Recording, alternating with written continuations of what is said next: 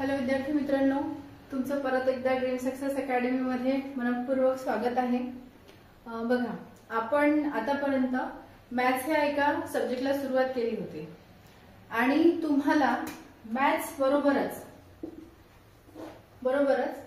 GK नावाचा सुद्धा topic आहे। यामध्ये बघा, हिस्ट्री एनटीपीसी साठी सांगते बेटा, एनटीपीसी ठीक आहे, लक्षपूर्वक ऐका। हिस्ट्री, जिओग्राफी, त्याचबरोबर इकॉनॉमिक्स, ठीक आहे, polity, Indian heritage and culture, त्याचबरोबर कम्प्युटर नावाचा सुद्धा, आणि कुठला सुटला बेटा बघा एकदा,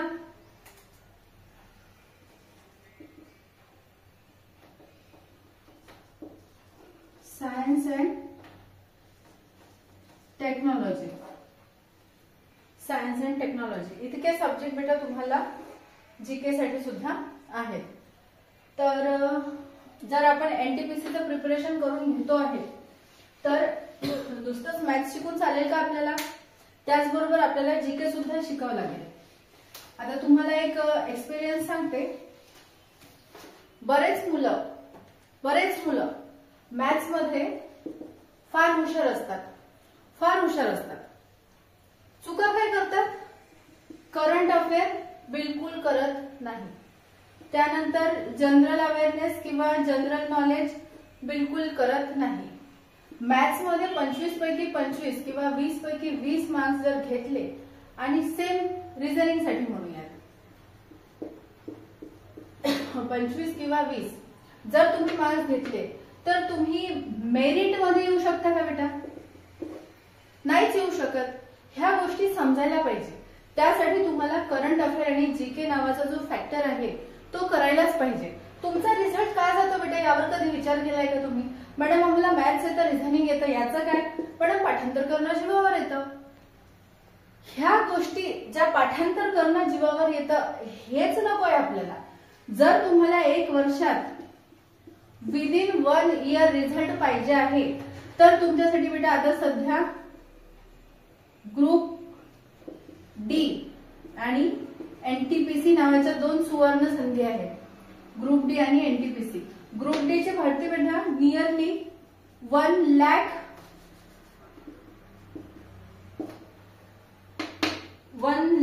1 लाखाची ग्रुप डी ची भरती आणि एनटीपीसीच्या ज्या जागा आहेत। बरं, एनटीपीसी तरी आता काही स्टुडंट असे आहेत, माझी जी बॅच चालते बेटा त्यामध्ये सांगते, स्टुडंट असे आहेत की त्यांना मॅथ्स काहीच येत नाही। माझं सांगणं असं आहे, मॅथ्सच्या सोपे जे क्वेश्चन असतात त्यावर तुम्ही नाही 20 तर 10 मार्क्स इथे घ्या, रिझनिंगचे नाही 20 तर 15 मार्क्स इथे घ्या, बाकीचे तुम्ही इथे घ्या ना। काय करायचंय? वाचून करायचंय, पाठ करायचंय, काय करायचं ते करा, पण इथले मार्क्स जाऊ द्यायचे नाहीत ज्यांना मॅथ्स येत नाही। आणि ज्यांना मॅथ्स येतात ते अतिशहाणे, त्यांची गोष्ट सांगते। ज्यांना मॅथ्स येते ते काय करतात माहितीये का? सिली मिस्टेक करतात। +1/2 करायचं ते ×1/2 करून देतील, सिली मिस्टेक करतात आणि काय करतात? 1 मार्क गमावतात। बघा, 1 मार्क गमावतात, नुसतं 1 मार्क गमवत नाही, त्याचबरोबर बेटा हा 1 मार्क तर तुमचा चुकलेल्या क्वेश्चनचा झाला। त्याचबरोबर काय झालं माहितीये का? 0.33 निगेटिव्ह मार्क सुद्धा तुमच्या मिळालेल्या मार्क्स मधून जर तुम्हाला 15 मार्क्स मिळाले असतील, हा क्वेश्चन चुकला आहे तर याच्यातून 0.33 घेऊन गेला। त्यामुळे मॅथ्स मध्ये सुद्धा सिली मिस्टेक करायच्या नाहीत आणि आपल्याला जनरल अवेअरनेस आणि जीके हा सुद्धा टॉपिक कव्हर करायचा आहे। त्यासाठी बेटा आपण एक छोटासा प्रकल्प चालू करतोय की आजपासून आपण इथे सोबतच हिस्ट्री चालू करूया। हिस्ट्री चालू करूया। बघा, हिस्ट्रीचा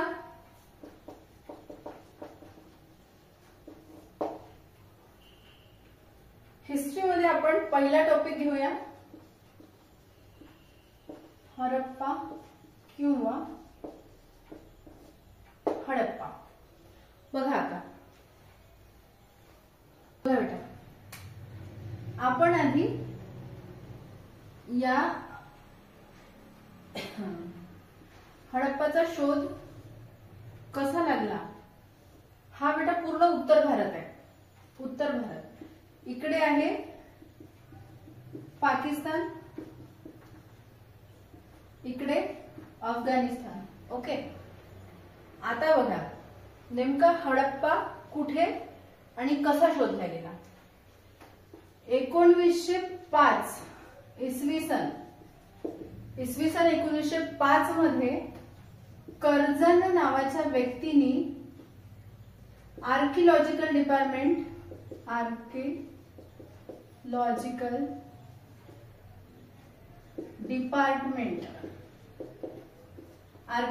डिपार्टमेंटची स्थापना केली.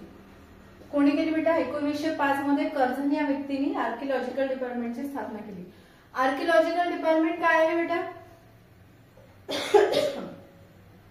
आर्किओलॉजिकल डिपार्टमेंट म्हणजे आहे तुमचा पुरातत्व विभाग. पुरातत्व विभाग याचं काम काय असतं. ज्या जुन्या जागा जमिनीमध्ये म्हणजे बघा आता एक उदाहरण सांगते. आधी वस्ती होती, काही नॅचरल कॅलॅमिटीज मुळे काय झालं, त्या वस्ती जमिनीत पुरल्या गेल्या. कालांतराने तिथे आर्किओलॉजिकल डिपार्टमेंटनी म्हणजे पुरातत्व विभागाने त्यांना काहीतरी संशय आला की इथे बघ थोडंसं खोदलं तर काहीतरी मिळत आहे, म्हणून आपण काय करावं इथे आणखी खोल खणत जाऊया. तर तसं खोदकाम करता करता करता त्यांना जुन्या काही सभ्यता मिळाल्या. जुन्या काही सभ्यता मिळाल्या. ठीक आहे. आर्किओलॉजिकल डिपार्टमेंट म्हणजे पुरातत्व विभागाचं काम काय बेटा. जमिनीखाली ज्या वर्षानुवर्षे आधी पुरल्या गेलेल्या सभ्यता आहेत त्या सभ्यता शोधून काढणे हे काम कोणाचं आहे बेटा. पुरातत्व विभागाचं आहे. लक्षात ठेवा पुरातत्व विभागाचं काम काय करतं. पुरातत्व विभाग जमिनीखाली खूप वर्षाआधी ज्या सभ्यता गाळल्या गेल्या आहेत त्या सभ्यता कुठल्या होत्या त्याबद्दलची माहिती, त्यांची संस्कृती काय होती, ते कुठल्या प्रकारचे भांडे वापरायचे, त्याचबरोबर त्यांना लेखनाची कला अवगत होती की नव्हती, ते कुठल्या प्रकारचे हत्यारे वापरायचे, ते कुठल्या प्रकारचं अन्न ग्रहण करायचे, शेती करायचे की नाही, पशुपालन करायचे की नाही, ह्या सगळ्या गोष्टी शोधून काढायचं काम कोण करतं. पुरातत्व विभाग करतं. बघा पुढे सर जॉन मार्शल नावाचे एक व्यक्ती, जेव्हा पुरातत्व विभागाचे हेड होते तेव्हा त्यांनी 1921 मध्ये दयाराम साहनी यांना सांगितलं. 1921 मध्ये दयाराम साहनी यांना सांगितलं की ही जी नदी आहे रावी नावाची, रावी नदीच्या काठी तुम्ही संशोधन करा, खोदकाम करा. ठीक आहे. रावी नदीच्या काठी तुम्ही संशोधन करा, खोदकाम करा. त्यावेळेस त्यांना या रावी नदीच्या काठी एक उपनदी वाहते, तिचं नाव आहे हडप्पा. जीके साठी सांगते. तर दयाराम साहनी यांनी या ठिकाणी खोदकाम केलं तेव्हा त्यांना एक सभ्यता आढळून आली की इथे खूप वर्षाआधी एक सभ्यता असावी. त्यांना आढळून आलं. त्यांनी काय केलं, ती इन्फॉर्मेशन सर जॉन मार्शल यांना दयाराम साहनी यांनी सांगितली. तर सर जॉन मार्शल यांनी सांगितलं की या सापडलेल्या ठिकाणाला तुम्हीच नाव द्या. तेव्हाच्या काळी नाव काही वेगळंही असू शकते, जरुरी नाहीये की हडप्पा नाव असेल. मग या दयाराम साहनी यांनी काय केलं, या हडप्पा नदीच्या काठी ही संस्कृती सापडली. एक उपनदी आहे हडप्पा नदी. तर या नदीच्या नावावरून त्यांनी या ठिकाणी सापडलेल्या या ठिकाणाला हडप्पा हे नाव दिलं, एका नदीवरून. ठीक आहे. तर हे जे हडप्पा हे ठिकाण आहे बेटा, हे आहे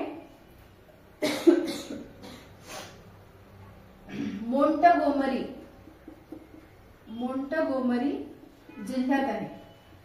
हडप्पा हे ठिकाण कुठे आहे बेटा, मोंटगोमरी जिल्ह्यात आणि कुठल्या नदीच्या काठी? रावी नदीच्या काठी. 3 क्वेश्चन बनले तुमचे. ठीक आहे.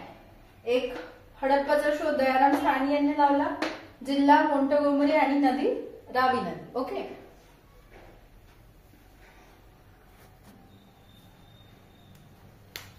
बघा बेटा, हे झालं आता हडप्पा बद्दल. पुढे बघा आता, एक नदी इथून वाहते. या नदीचं नाव बेटा सिंधू नदी. सर जॉन मार्शल यांच्याच अध्यक्षतेखाली 1922 मध्ये राखालदास बॅनर्जी. कोण? राखालदास बॅनर्जी. 1922 अध्यक्ष sir John Marshall. Sir John Marshall यांच्या अध्यक्षतेखाली 1922 मध्ये सिंधू नदीच्या काठी राखालदास बॅनर्जी यांनी खोदकाम केलं. तेव्हा त्यांना एक मोहेंजोदडो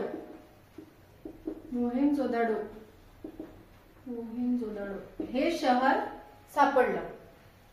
बघा बेटा, 1922 मध्ये राखालदास बॅनर्जी 1922 मध्ये राखालदास बॅनर्जी यांना मोहेंजोदडो हे शहर सापडलं. हे नाव सुद्धा या राखालदास बॅनर्जी यांनी दिलेलं आहे, कारण ते कृष्णाचे भक्त होते. कृष्णाला मोहन म्हणतात. मोहेंजोदडो हे नाव त्यांनी स्वतः दिलेलं आहे या ठिकाणी. कोणी? राखालदास बॅनर्जी यांनी. त्यावेळी अध्यक्ष कोण होते? सर जॉन मार्शल हे अध्यक्ष होते. तर मोहेंजोदडो हे शहर कोणत्या नदीच्या काठी आहे बेटा? सिंधू. मोहेंजोदडो हे शहर सिंधू नदीच्या काठी आहे आणि हडप्पा हे शहर रावी नदीच्या काठी आहे. लक्षात ठेवायचं. त्यानंतर जिल्हा कुठला बेटा? लरकाना जिल्हा.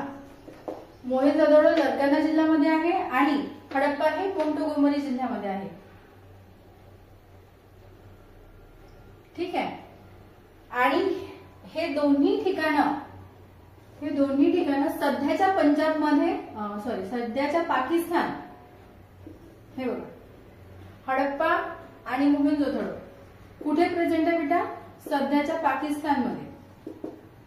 हडप्पा आणि मोहेंजोदडो कुठे आहे?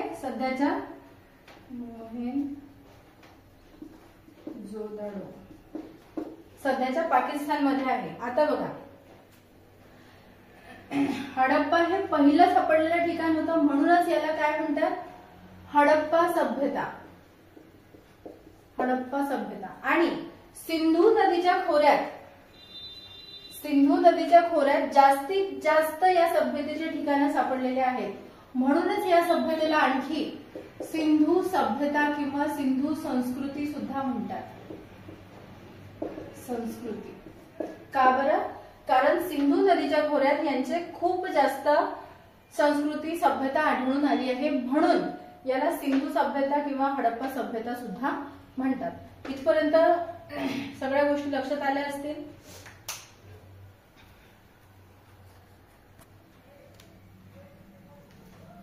आणखी एक पॉइंट बघा, स्वतंत्र भारत स्वतंत्र होण्याआधी सर्वात जास्त, जर एक्झाम मध्ये क्वेश्चन आला भारत स्वतंत्र होण्याआधी किंवा भारत स्वतंत्र होण्यापूर्वी सर्वात जास्त खोदकाम कुठे झालेले आहे? सर्वात जास्त खोदकाम, त्याचं उत्तर काय असेल बेटा? सिंधू नदीच्या काठी. आणि भारत स्वतंत्र झाल्यानंतर सर्वात जास्त खोदकाम हे गुजरात या राज्यात झालं. गुजरातमध्ये लोथल नावाचं एक हडप्पा संस्कृतीचं ठिकाण सापडलं आहे. तिथे हे जेव्हा बघेल तेव्हा लोथल बघू तेव्हा सांगेलच. ठीक आहे. खूप आहेत गुजरात मधले, एक तर लोथलच नाही आहे. तर इतक्या गोष्टी क्लिअर झाल्या बेटा तुम्हाला. भारत स्वतंत्र होण्यापूर्वी सर्वात जास्त खोदकाम कुठे झालं बेटा? सिंधू नदीच्या काठी किंवा सिंधू नदीच्या खोऱ्यात म्हणू शकतो आपण. खोऱ्यात. आणि भारत स्वतंत्र झाल्यानंतर क्वेश्चन येऊ शकते ह्या दोनपैकी एक, लक्षात ठेवायचा. भारत स्वतंत्र झाल्यानंतर गुजरातमध्ये सर्वात जास्त खोदकाम झालेलं आहे.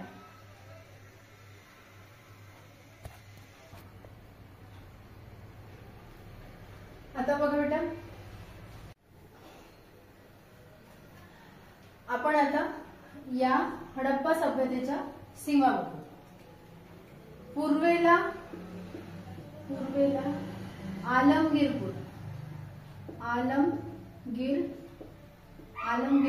कुठे आहे बेटा? हिंडन नदीच्या काठी, हिंडन नदी. ठीक आहे. दक्षिणेला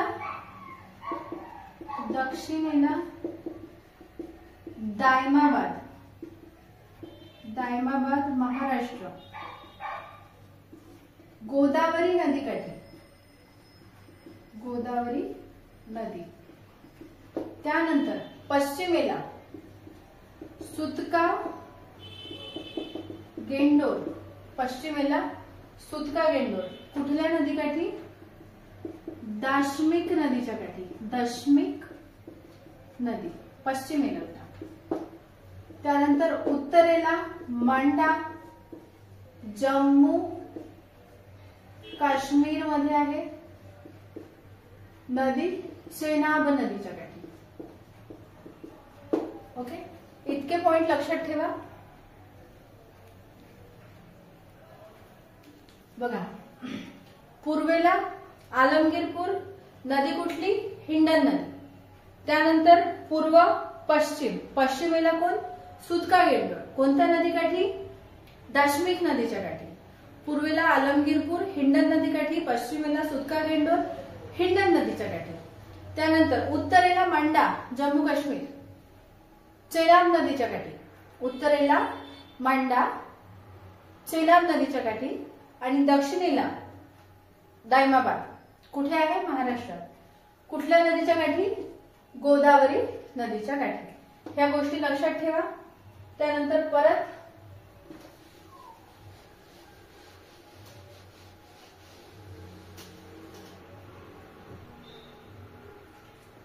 समकालीन सभ्यता. हडप्पाच्या समकालीन सभ्यता. हडप्पाच्या समकालीन सभ्यता कोण आहे? पहिली सुमेरियन सभ्यता, सुमेरियन. दुसरी मिस्र की सभ्यता आणि तिसरी चीनी सभ्यता. बघा, आता एक्झाम मध्ये क्वेश्चन येईल बेटा. काय क्वेश्चन येईल माहितीये का? तुम्हाला विचारलं जाईल खालीलपैकी कोणती सभ्यता हडप्पा सभ्यतेच्या समकालीन सभ्यता नाही. ऑप्शन दिले राहतील हे 3 आणि परत एक चौथा ऑप्शन राहील काहीतरी वेगळा. मग तुम्हाला लक्षात ठेवायचं आहे बेटा की सुमेरियन सभ्यता, मिस्र की सभ्यता आणि चीनी सभ्यता ह्या तिन्ही सभ्यता बेटा हडप्पाच्या समकालीन आहेत. मग जो हा ऑप्शन राहील, जो एक्झामिनर एक्स्ट्राचा ऍड करेल, तो तुम्हाला कळायला हवा की ही सभ्यता हडप्पा सभ्यतेच्या समकालीन नाही. हा सुद्धा क्वेश्चन जर आला तर तुम्हाला त्याचा आन्सर यायला पाहिजे. या गोष्टी लक्षात ठेवा.